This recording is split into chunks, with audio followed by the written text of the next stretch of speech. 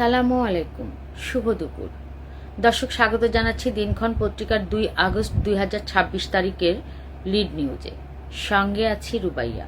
আমাদের আজকের বিষয় সরকারে হাসিনার ছায়া, লিখেছেন নান্দনিকা আগরওয়াল।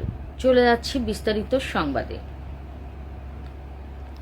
2024 সালে ছাত্র জনতার ঐতিহাসিক রক্তক্ষয়ী গণ অভ্যুত্থানের মাধ্যমে বাংলাদেশে পলাতক হাসিনার 15 বছরের একনায়কতান্ত্রিক ও ফ্যাসিবাদী শাসনের অবসান ঘটে। ছাত্র জনতার মূল স্লোগান এবং আকাঙ্ক্ষা ছিল রাষ্ট্র মেরামত ও সংস্কারের মাধ্যমে এমন এক রাষ্ট্র কাঠামো নির্মাণ যেখানে শাসক চাইলেও ফ্যাসিবাদের কাঠামোতে ফিরতে না পারে। তবে পট পরিবর্তনের পর গঠিত গণতান্ত্রিকভাবে নির্বাচিত সরকারের বয়স 6 মাস হতে চললেও রাষ্ট্র মেরামত বা সংস্কারের তেমন কিছু দৃশ্যমান হয়নি জনসম্মুখে। আশু দৃশ্যমান হবে এমন কোনো কার্যক্রমও দৃশ্যমান নয়, যা বর্তমান রাজনৈতিক পরিমণ্ডলে একটি নতুন বিতর্কের জন্ম দিয়েছে। তা হল সরকারের হাসিনার ছায়া।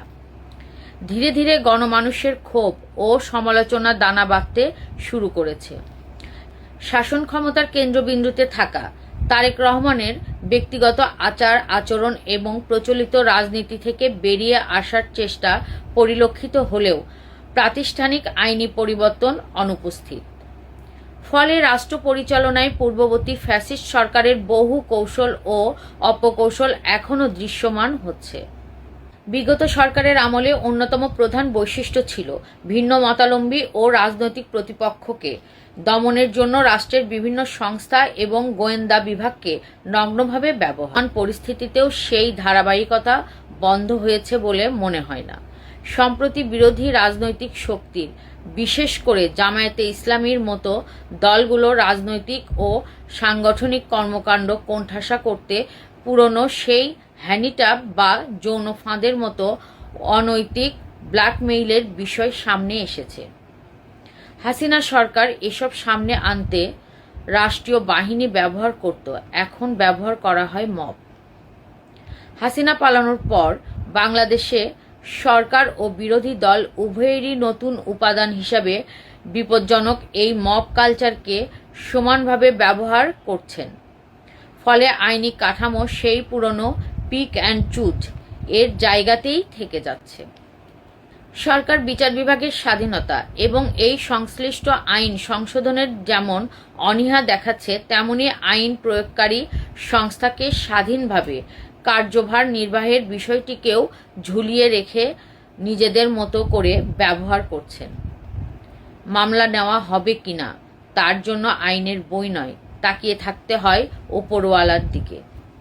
অথচ হাসিনার সময় এই আইন ও বিচার ব্যবস্থার ভয়াবহ নিপীড়নের সবচেয়ে বড় ভিকটিম বর্তমান ক্ষমতাসীন দল। গণ অভ্যুত্থানের মূল চালিকা শক্তি ছিল ফ্যাসিবাদের বিদায় ও রাষ্ট্র কাঠামোর আমূল পরিবর্তন। এর ওপর ভিত্তি করে বিভিন্ন রাজনৈতিক দল ও অংশীদারজনের সমন্বয়ে জুলাই জাতীয় সনদ বা সংস্কার রূপরেখা প্রণয়ন করা হয়, নোট অব ডিসেন্ট সহ, যা স্বাক্ষরও হয়। অনেক বিষয়ে বিএনপি একমত। এছাড়াও রাষ্ট্র মেরামতে বিএনপি তার 31 দফা প্রণয়ন করেছিল হাসিনার সময়েই। দলটি 31 দফার ভিত্তিতেই নির্বাচনে অবতীর্ণ হয়েছিল। নির্বাচনী ইশতেহারের ফ্যামিলি কার্ড, কৃষি কার্ড দ্রুত বাস্তবায়ন হলেও সংস্কার কার্ড বাস্তবায়ন হচ্ছে না। অক্ষরে অক্ষরে জুলাই সনদ বাস্তবায়ন হবে বলা হলেও কয়টি অক্ষর বাস্তবায়ন হলো, বাকি অক্ষরগুলো কতদিনে বাস্তবায়ন হবে, বা 31 দফার কয়টি দফা বাস্তবায়ন হয়েছে এবং কিভাবে কতদিনে আর কয়টি বাস্তবায়ন করা হবে, সে আলোচনা কোথাও নেই। একটি রক্তক্ষয়ী গণ অভ্যুত্থানের পর দেশের মানুষকে বিএনপি যে সবার আগে বাংলাদেশ এর স্বপ্ন দেখেছিল, তার বাস্তবায়ন আজ বড় ধরনের সংকটের মুখে। রাজনৈতিক প্রতিপক্ষকে অনৈতিক উপায়ে ঘায়েল করা, সংবিধান সংশোধনে অনীহা দেখানো এবং বিচার বিভাগের স্বাধীনতা আটকে রাখা, রাষ্ট্রের পৃথক 3 অঙ্গের সুরক্ষা নিশ্চিত না করা, রাষ্ট্র কাঠামোয় হাসিনার অপশাসনের গভীর ছায়ার কথাই মনে করিয়ে দিচ্ছে। ব্যক্তি হাসিনার পতন ঘটলেও যদি তার তৈরি করা ফ্যাসিবাদী শাসন পদ্ধতি এবং রাষ্ট্রীয় দমনপীড়নের হাতিয়ারগুলো সচল থাকে, তবে এই রাষ্ট্র সংস্কার অর্থহীন হয়ে পড়বে। ব্যক্তি তারেক রহমান ফ্যাসিস্ট হয়ে ওঠেননি সত্য, কিন্তু হয়ে ওঠার সব উপাদান তার পায়ের কাছে বিদ্যমান। ভালো, সৎ এবং জনপ্রিয় এক ব্যক্তি শাসন গণতন্ত্র নয়। গণতন্ত্র এমন একটি কাঠামো নির্মাণ যেখানে অসৎ ব্যক্তিও কোনো ক্রমে পৌঁছাতে পারলেও তিনি কিছুই করতে পারবে না। এই কাঠামো একদিনে নির্মাণযোগ্য হয়নি জানি, কিন্তু জনগণ নির্মাণের প্রচেষ্টা দেখতে চায়। বর্তমান সরকারকে অবশ্যই এই ছায়া থেকে বেরিয়ে আসতে হবে।